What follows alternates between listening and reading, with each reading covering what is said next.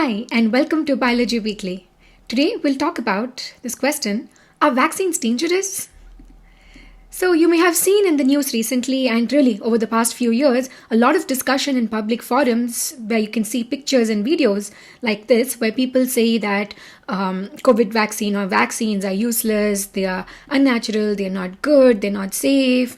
I don't need vaccines if I'm eating vegetables and eating turmeric and everything like that.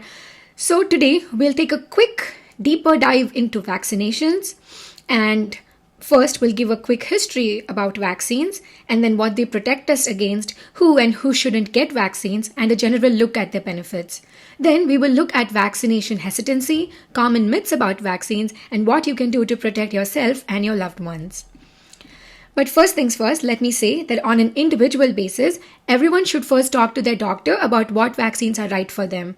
The decision to get or not get a vaccination is between the doctor and the patient for any given individual. First, we're going to go over the common terms that are commonly misused. So, what is the meaning of inoculation? Inoculation is basically the action of immunizing someone against a disease by introducing ineffective material, microorganisms, or vaccine into the body. Vaccination is the treatment with a vaccine to produce immunity to a particular infectious disease or infection-causing germs. Immunization is the act of making a person or an animal resistant to a particular infectious disease, typically by vaccination. The idea behind vaccinations like the COVID vaccine is to stimulate your immune system so that it can better fight off disease-causing germs. Let us take an example. Think of your body as constantly being at war with pathogens. Pathogens means disease-causing germs or organisms. Pathogens are other organisms that will often bring harm to the body. This can be viruses, bacteria, fungi, protozoa, or worms. So, let's take our immune system and a battle between our immune system and the pathogens. So your immune system is what is primarily used to fight off pathogens. So when a pathogen attacks us like this, our immune system is like our army, let's say, that protects. So we have our innate or non-specific immunity. These are going to be the defense systems you are born with. So this is innate immune response or innate immune system. They are the first line of defense when you get infected. The second is the adaptive immune system. These are going to be like your memory immune cells or generals and officers of your immune defense. These memory cells will remember previous pathogens and how to defeat them. That way, when you get infected or attacked by the same pathogen a second time, your body already knows how to fight it off. So here I'm plotting a graph where over time we're going to see what happens to our immune response. You see, the very first time you're infected or attacked with a pathogen, your body has to learn how to fight it off. So when there's an initial response, this process can take a while, your first initial primary immune response. Typically, the first time you're infected with a pathogen, it can take a while to fight off the pathogen. Like soldiers in military training, learning different war strategies and fighting strategies. This can be because your body doesn't recognize the pathogen immediately and therefore it does not know how to fight off the pathogen. And then once it knows how to fight off the pathogen, it has to make the correct types of immune cells to do it. After the initial exposure to the pathogen, your memory cells remember what to do so that when you're exposed a second time, your body knows exactly what to do to fight it off. Therefore, for the second time, not only are you going to have a quicker response the second time, you're also going to be able to recruit more immune cells and have a more intense, higher immune response. Now that we know these basics, let us go back to what is a vaccine and what is its purpose. For this, let us use the history of vaccine. Vaccination comes from the word vacca, meaning cow in Latin. What has vaccines got to do with cows? Smallpox was a big issue globally. An English physician named Edward Jenner noticed that milkmaids who had cowpox were unaffected by the smallpox. In other words, he observed that they were immune to smallpox. Cowpox virus is basically very similar to the smallpox virus because this virus is also a member of the orthopoxvirus family, which includes the variola virus that causes smallpox. So basically smallpox and cowpox are part of the same virus family. However, the effect caused by cowpox is very minor and not deadly like the effect caused by smallpox. Because the immune system of the milkmaids got trained to fight the cowpox, when the smallpox virus came to them, their bodies could immediately kick it away and not let it stay in their bodies. So the story goes that when Jenner observed this, what he did was he inoculated or put the pus from a cowpox patient, because the pus will have the virus material in it, into a small boy's body. And then when the boy was exposed to smallpox, the boy did not get the smallpox disease. He later experimented this on many other kids and people, and apparently including his own 11-month baby too, and it worked. And this was the world's first vaccination or vaccine. In summary, we have learned that what a vaccine does is essentially it teaches your immune system how to fight off a pathogen by exposing it to a lesser version of that pathogen. So exposing you to a lesser version of the pathogen means that when you're exposed to that pathogen in the environment, your body will have a faster, more intense immune response instead of a slower or lesser immune response. So in vaccines, they don't actually put the active full virus itself. They give a weakened or a dead form of the virus, and we'll explain more about that in the remaining of this video. Natural immunity is acquired from exposure to the disease organism through infection with the actual disease itself. For example, when you get chickenpox, you don't get it again, right? Because your body has got natural immunity against it. However, diseases like chickenpox are not deadly, but polio, COVID, smallpox, all these things can become deadly. That is why we don't want to wait for a natural immunity to help us when we first get it.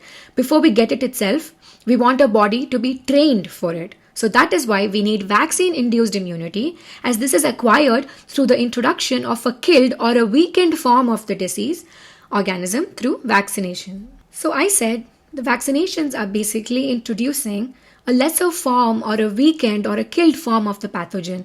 What does this mean? What do we mean by lesser form of a pathogen?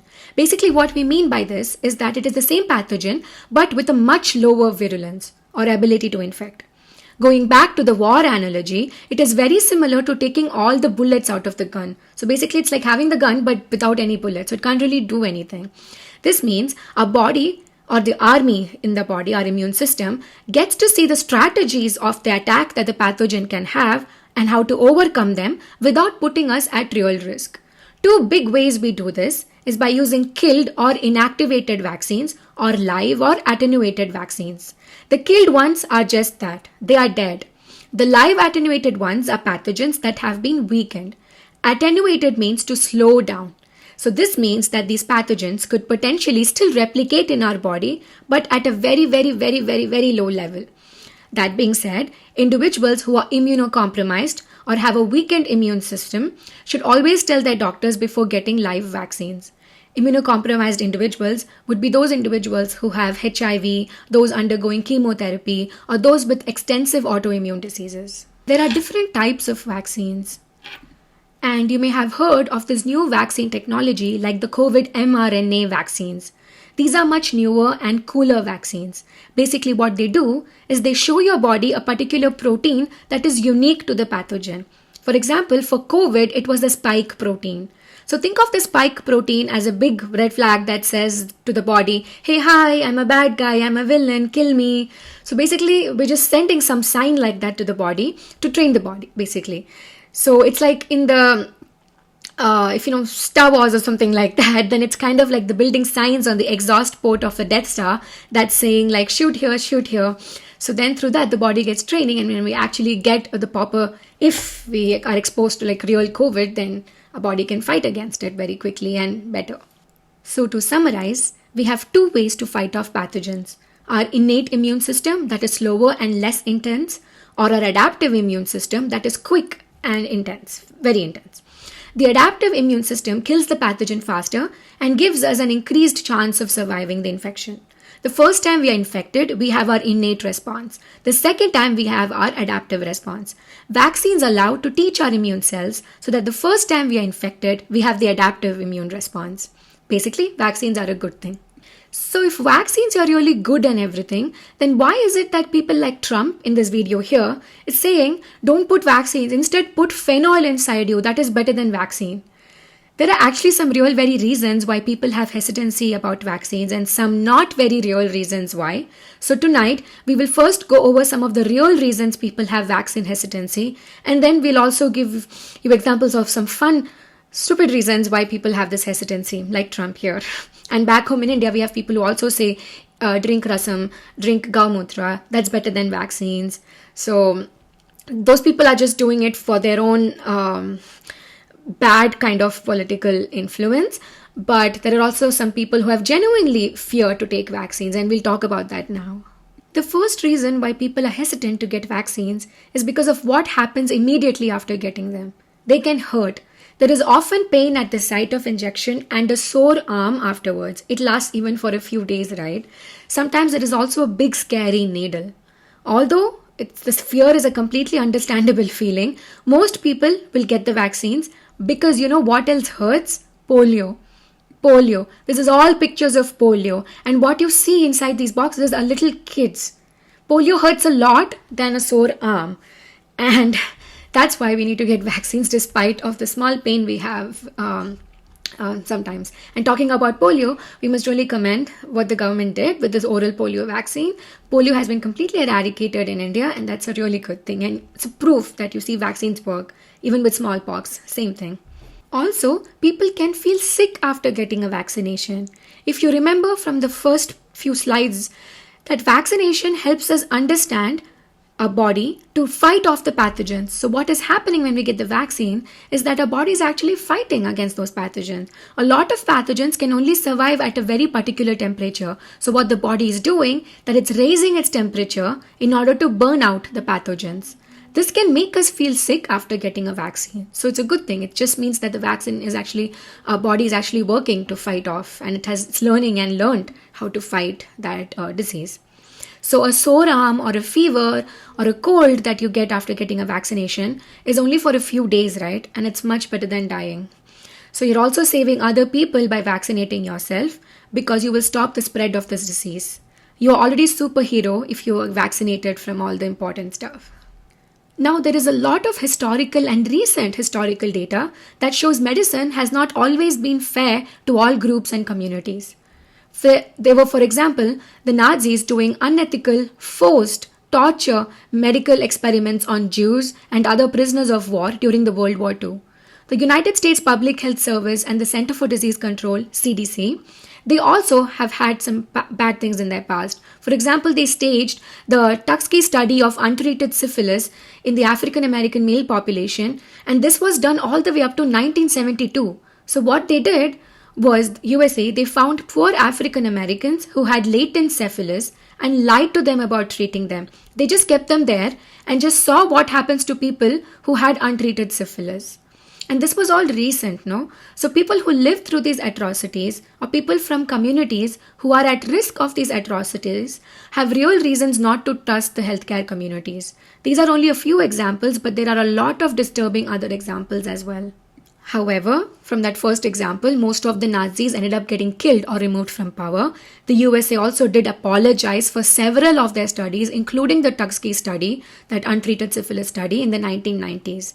There isn't much that can be done to regain the trust of people from those communities other than increased transparency on studies and following the ethics code. That is exactly what is happening now. Now, for example, in the USA, they have the National Commission for the Protection of Human Subjects of Biomedical and Behavioral Research and the National Research Act. This led to the creation of the IRB, or Institutional Review Boards, that have to review and approve all the research prior to it being conducted. In fact, even in our lab, even to call a patient to just ask them if they want to be part of a study or to ask them about their follow-up, even to make one phone call, we have to wait for months for this IRB review process to happen. And it's a good thing. It ensures that no one is doing any Ethical based experiments or science with humans. After the World War II, the World Medical Association accepted the Declaration of Helsinki that created ethical principles regarding human experimentation. Gardasil 9 is a human papillomavirus or HPV vaccine. It is approved by most governments, including India, Europe, USA, and so on. This can be used for both girls and boys. This vaccine can prevent most cases of cervical cancer,